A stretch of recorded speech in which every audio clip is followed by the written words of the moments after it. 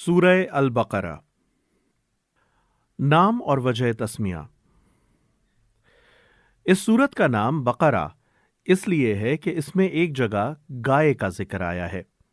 قرآن مجید کی ہر سورت میں اس قدر وسیع مضامین بیان ہوئے ہیں کہ ان کے لیے مضمون کے لحاظ سے جامع عنوانات تجویز نہیں کیے جا سکتے۔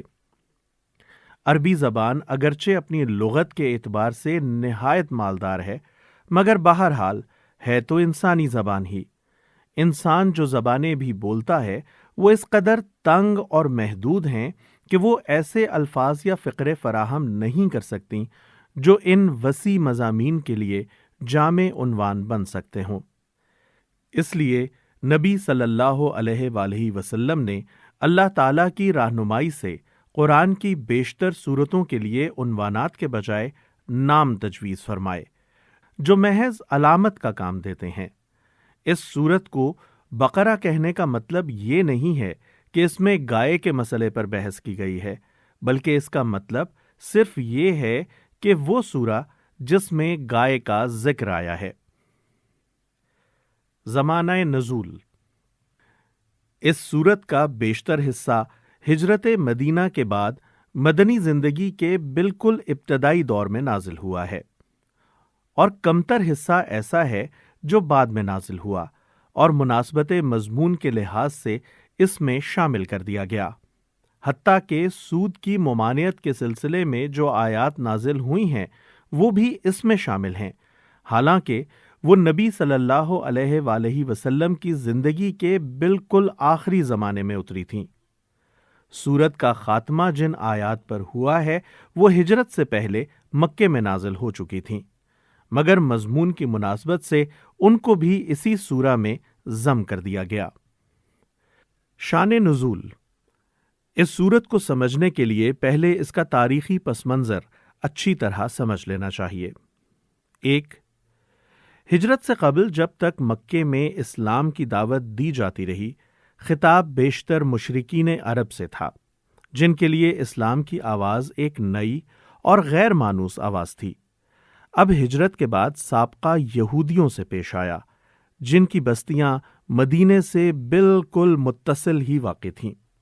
یہ لوگ توحید، رسالت، وحی، آخرت اور ملائکہ کے قائل تھے۔ اس ضابطۂ شرعی کو تسلیم کرتے تھے جو خدا کی طرف سے ان کے نبی موسیٰ علیہ السلام پر نازل ہوا تھا، اور اصولاً ان کا دین وہی اسلام تھا جس کی تعلیم حضرت محمد صلی اللہ علیہ وآلہ وسلم دے رہے تھے۔ لیکن صدیوں کے مسلسل انحطاط نے ان کو اصل دین سے بہت دور ہٹا دیا تھا۔ حاشیہ 1۔ ان کے عقائد میں بہت سے غیر اسلامی عناصر کی آمیزش ہو گئی تھی، جن کے لیے تورات میں کوئی سند موجود نہ تھی۔ ان کی عملی زندگی میں بکثرت ایسے رسوم اور طریقے رواج پا گئے تھے جو اصل دین میں نہ تھے اور جن کے لیے تورات میں کوئی ثبوت نہ تھا۔ خود تورات کو انہوں نے انسانی کلام کے اندر غلط ملت کر دیا تھا، اور خدا کا کلام جس حد تک لفظاً یا معنیاً محفوظ تھا، اس کو بھی انہوں نے اپنی منمانی تاویلوں اور تفسیروں سے مسخ کر رکھا تھا۔ دین کی حقیقی روح ان میں سے نکل چکی تھی، اور ظاہری مذہبیت کا محض ایک بے جان ڈھانچہ باقی تھا جس کو وہ سینے سے لگائے ہوئے تھے۔ ان کے علماء اور مشائخ، ان کے سرداران قوم اور ان کے عوام سب کی اعتقادی، اخلاقی اور عملی حالت بگڑ گئی تھی، اور اپنے اس بگاڑ سے ان کو ایسی محبت تھی کہ وہ کسی اصلاح کو قبول کرنے پر تیار نہ ہوتے تھے۔ صدیوں سے مسلسل ایسا ہو رہا تھا کہ جب کوئی اللہ کا بندہ انہیں دین کا سیدھا راستہ بتانے آتا تو وہ اسے اپنا سب سے بڑا دشمن سمجھتے اور ہر ممکن طریقے سے کوشش کرتے کہ وہ کسی طرح اصلاح میں کامیاب نہ ہو سکے۔ یہ لوگ حقیقت میں بگڑے ہوئے مسلمان تھے، جن کے ہاں بدعتوں اور تحریفوں، موشگافیوں اور فرقہ بندیوں، استخواں گیری اور مغز افغنی، خدا فراموشی اور دنیا پرستی کی بدولت انحطاط اس حد تک پہنچ چکا تھا کہ وہ اپنا اصل نام مسلم تک بھول گئے تھے، محض یہودی بن کر رہ گئے تھے، اور اللہ کے دین کو انہوں نے محض نسل اسرائیل کی آبائی وراثت بنا کر رکھ دیا تھا۔ بس جب نبی صلی اللہ علیہ وآلہ وسلم مدینہ پہنچے تو اللہ تعالیٰ نے ان کو ہدایت فرمائی کہ ان کو اصل دین کی طرف دعوت دیں۔ چنانچہ سورہ بقرہ کے ابتدائی 15-16 رکوع اسی دعوت پر مشتمل ہیں۔ ان میں یہودیوں کی تاریخ اور ان کی اخلاقی اور مذہبی حالت پر جس طرح تنقید کی گئی ہے اور جس طرح ان کے بگڑے ہوئے مذہب اور اخلاق کی نمایاں خصوصیات کے مقابلے میں حقیقی دین کے اصول پہلو بپہلو پیش کیے گئے ہیں، اس سے یہ بات بالکل آئینے کی طرح واضح ہو جاتی ہے کہ ایک پیغمبر کی امت کے بگاڑ کی نوعیت کیا ہوتی ہے۔ رسمی دنیا داری کے مقابلے میں حقیقی دینداری کس چیز کا نام ہے؟ دین حق کے بنیادی اصول کیا ہیں اور خدا کی نگاہ میں اصل اہمیت کن چیزوں کی ہے؟ 2. مدینہ پہنچ کر اسلامی دعوت ایک نئے مرحلے میں داخل ہو چکی تھی۔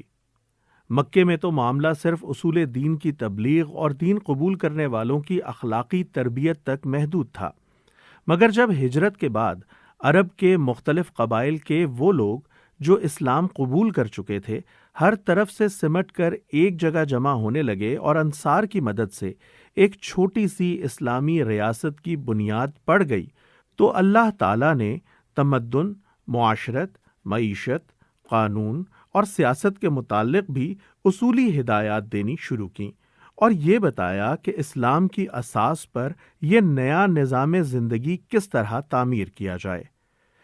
اس سورت کے آخری 23 رکوع زیادہ تر انہی ہدایات پر مشتمل ہیں، جن میں سے اکثر ابتدا ہی میں بھیج دی گئی تھیں اور بعض متفرق طور پر حسب ضرورت بعد میں بھیجی جاتی رہیں۔ 3. ہجرت کے بعد اسلام اور کفر کی کشمکش بھی ایک نئے مرحلے میں داخل ہو چکی تھی۔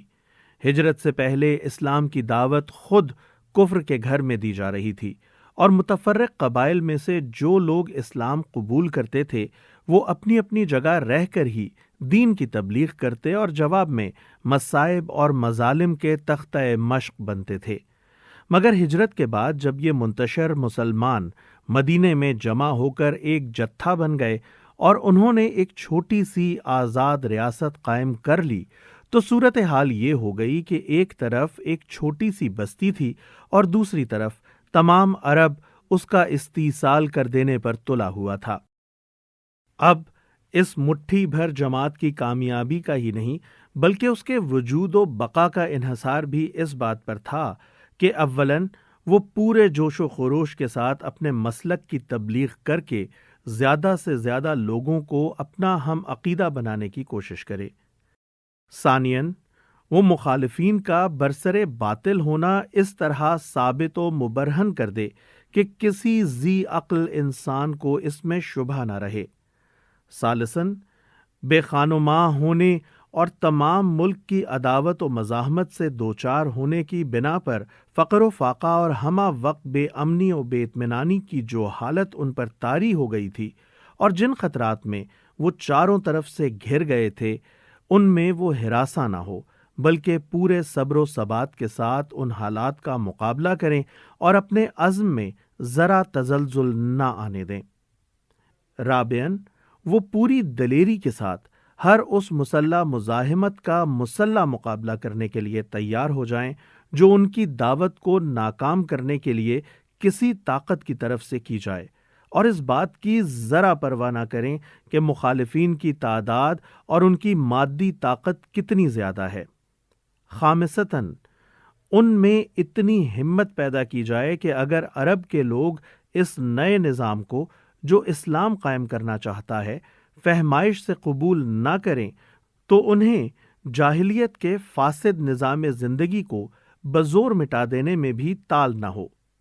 اللہ تعالیٰ نے اس صورت میں ان 5 امور کے متعلق ابتدائی ہدایات دی ہیں۔ 4. دعوت اسلامی کے اس مرحلے میں ایک نیا عنصر بھی ظاہر ہونا شروع ہو گیا تھا، اور یہ منافقین کا عنصر تھا۔ اگرچہ نفاق کے ابتدائی آثار مکے کے آخری زمانے میں بھی نمایاں ہونے لگے تھے، مگر وہاں صرف اس قسم کے منافق پائے جاتے تھے جو اسلام کے برحق ہونے کے تو معترف تھے اور ایمان کا اقرار بھی کرتے تھے، لیکن اس کے لیے تیار نہ تھے کہ اس حق کی خاطر اپنے مفاد کی قربانی اور اپنے دنیوی تعلقات کا انقطاع اور ان مصائب و شدائد کو بھی برداشت کر لیں جو اس مسلک حق کو قبول کرنے کے ساتھ ہی نازل ہونا شروع ہو جاتے تھے۔ مدینہ پہنچ کر اس قسم کے منافقین کے علاوہ چند اور قسموں کے منافق بھی اسلامی جماعت میں پائے جانے لگے۔ ایک قسم کے منافق وہ تھے جو قطعاً اسلام کے منکر تھے اور محض فتنہ برپا کرنے کے لیے جماعت مسلمین میں داخل ہو جاتے تھے۔ دوسری قسم کے منافق وہ تھے جو اسلامی جماعت کے دائرہ اقتدار میں گھر جانے کی وجہ سے اپنا مفاد اسی میں دیکھتے تھے کہ ایک طرف مسلمانوں میں بھی اپنا شمار کرائیں اور دوسری طرف مخالفین اسلام سے بھی ربط رکھیں تاکہ دونوں طرف کے فوائد سے متمتع ہوں اور دونوں طرف کے خطرات سے محفوظ رہیں۔ تیسری قسم ان لوگوں کی تھی جو اسلام اور جاہلیت کے درمیان متردد تھے۔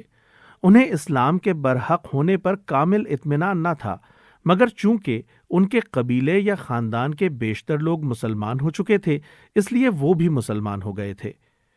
چوتھی قسم میں وہ لوگ شامل تھے جو امر حق ہونے کی حیثیت سے تو اسلام کے قائل ہو چکے تھے، مگر جاہلیت کے طریقے اور اوہام اور رسمیں چھوڑنے اور اخلاقی پابندیاں قبول کرنے اور فرائض اور ذمہ داریوں کا بار اٹھانے سے ان کا نفس انکار کرتا تھا۔ سورہ بقرہ کے نزول کے وقت ان مختلف اقسام کے منافقین کے ظہور کی محض ابتدا تھی، اس لیے اللہ تعالیٰ نے ان کی طرف صرف اجمالی اشارات فرمائے ہیں۔ بعد میں جتنی جتنی ان کی صفات اور حرکات نمایاں ہوتی گئیں، اسی قدر تفصیل کے ساتھ بعد کی صورتوں میں ہر قسم کے منافقین کے متعلق ان کی نوعیت کے لحاظ سے الگ الگ ہدایات بھیجی گئی۔